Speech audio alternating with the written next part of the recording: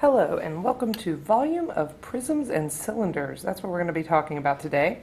Now, when we talk about volume, the other day we did surface area. Surface area was the wrapping paper. How much paper would it take to wrap all of these boxes? But volume is talking about how much will fit into the boxes. What can we actually fit in the box? How much water will fill the box?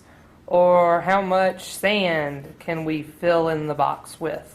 Or, I don't know, how many of those little styrofoam popcorn things can we fill in the box with? How much volume do we have?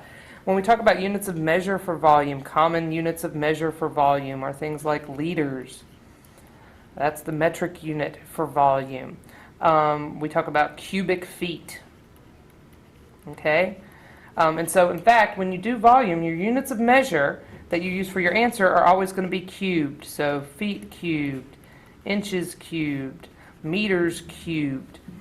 These are the types of things when we're doing the math that your volume is going to be measured in.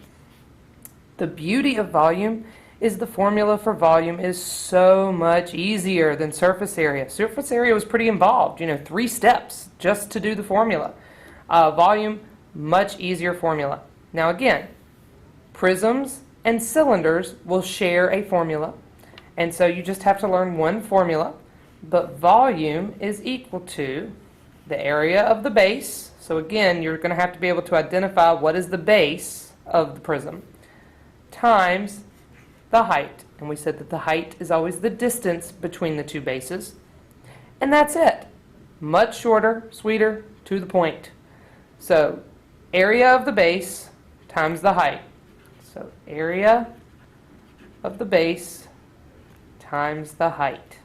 So that is our formula. So let's look at some example problems. So I have a rectangular prism. Now we said the biggest thing you have to be careful about with rectangular prisms is that you have to identify your base. Because once you identify your base, then you can determine what is your height going to be to go with it. So if I'm going to use these two sides as my bases, that will determine that my height is the distance between them. So if these two sides are my bases, then this is going to be my height. If I use the bottom and the top as my base, then my height would be the 10. And if I used the front face and the back face as my bases, then the height would be 12. But once you identify your bases, then you can find your height. Also, if I'm using this as my base, I have to find the area of it. So the area of, it looks like it's a rectangle, because this side is 12, and if this side is 10, then this side has to be 10 as well. So the area of my rectangle is going to be length times width, and that's going to be 12 times 10, which is 120 centimeters squared for my area. Now, I can go straight to a formula. Volume is equal to the area of the base times the height. So we just determined that the area of our base is 120. And we determined when we picked our bases that our height was going to be 22.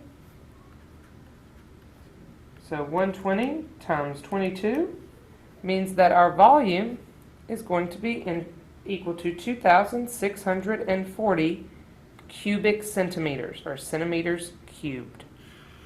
Volume is cubed, area is squared.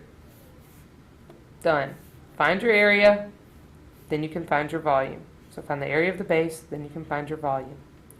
Cylinder, same concept, it's just our bases are circles. Okay, so we've got some circles going on here. So we don't want to forget our formula for the area of a circle. So area is equal to pi r squared. In this particular problem, our radius is 5, so pi times 5 squared is going to give me an area of 78.54. All right, and that's square feet. So that's the area of my base. Now my height is the distance between the two circles, so that looks like it's going to be 15 feet. So for my volume formula, volume is equal to area of the base times the height. So 78.54 times 15. So 78.54 times 15 means that we're going to end up with a volume of 1,178.1 feet cubed, cubic feet. Area of the base times the height.